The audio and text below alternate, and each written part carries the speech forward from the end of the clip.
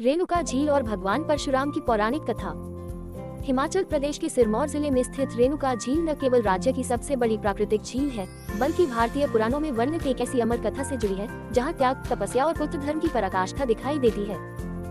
इस झील का नाम देवी रेणुका के नाम पर रखा गया है, जो महर्षि जमदग्नि की पत्नी और भगवान परशुराम की माता थी। मान्यता है कि आज भी इस झील की गहराइयों में देवी रेणुका की दिव्य उपस्थिति विद्यमान है और उनके पुत्र परशुराम की तपस्या का तेज इस स्थल को पावन बनाए हुए है।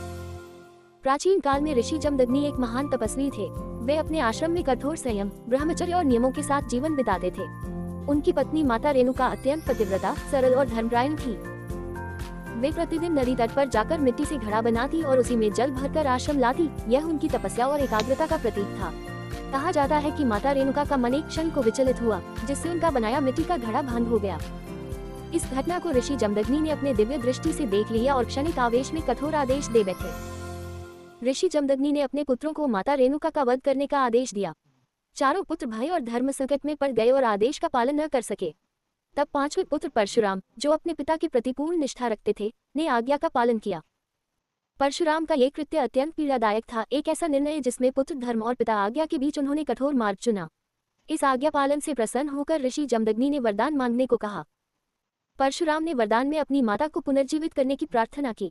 महर्षि जमदग्नि ने माता रेणुका को जीवन दान दिया। कहा जाता है कि उस दिव्य क्षण के बाद माता रेणुका ने जिस स्थान पर तप किया, वहीं उनके तेज और करुणा से एक विशाल जलराशि का प्राकट्य हुआ, जो कालांतर में रेणुका झील के रूप में जानी गई। ये झील माता की पवित्रता, धैर्य और क्षमा का साकार रूप मानी जाती है। स्थानीय मान्यताओं के अनुसार रेणुका झील मानव आकृति में विस्तारित है, सिर की ओर जल अधिक गहरा और शरीर की ओर विस्तृत। यह विशिष्टता इसे अन्य झीलों से अलग करती है। झील के आसपास घने वन, शांत वातावरण और पक्षियों का कलरव इस क्षेत्र को आध्यात्मिक ऊर्जा से भर देता है। श्रद्धालु मानते हैं कि यहाँ स्नान और दर्शन से पितृदोष और मानसिक कष्ट दूर होते हैं। रेणुका झील के निकट ही भगवान परशुराम मंदिर स्थित है। मान्यता है कि माता के पुनर्जीवन के पश्चात परशुराम ने यही कठोर तप किया। उनका ये तप केवल आत्मशुद्धि नहीं, बल्कि धर्म की पुनर्स्थापना का संकल्प था। इसी संकल्प के साथ वे आगे चलकर क्षत्रियों के अत्याचार से पृथ्वी की रक्षा के लिए जाने गए। रेणुका क्षेत्र इस कारण परशुराम की जीवन यात्रा का एक निर्णायक अध्याय माना जाता है। सिरमौर की लोककथाओं में रेणुका माता को करुणा और मातृत्व की देवी माना गया है। कहा जाता है कि कठिन समय में जो भी सच्चे मन से माता को याद करता है, उसकी राह आसान हो जाती है। ग्रामीण आज भी अपने नवजात शिशुओं के नामकरण, गृह प्रवेश और शुभ संस्कारों से पहले माता रेणुका का स्मरण करते हैं। यहाँ की रेणुका माता की यात्रा विशेष आस्था का केंद्र है, जिसमें दूर दूर से श्रद्धालु आते हैं। हर वर्ष कार्तिक महीने में रेणुका मेला आयोजित होता है। इस मेले में हिमाचल, हरियाणा और उत्तर भारत के अनेक क्षेत्रों से देवी देवताओं की पालकियां पहुंचती हैं। मान्यता है कि इस अवसर पर माता रेणुका और उनके पति महर्षि जमदग्नि का दिव्य मिलन होता है। लोक नृत्य, भजन कीर्तन और पारंपरिक संस्कृति के रंग इस मेले को अनुपम बना देते हैं। रेणुका झील केवल धार्मिक स्थल ही नहीं, बल्कि एक समृद्ध प्राकृतिक धरोहर भी है। चारों ओर फैली हरियाली, शांत जल और वन्यजीवन इसे प्रकृति प्रेमियों के लिए आकर्षक बनाते हैं। यहाँ का शांत वातावरण ध्यान और आत्मचिंतन के लिए उपयुक्त है, मानो प्रकृति स्वयं साधक को मौन का उपदेश दे रही हो।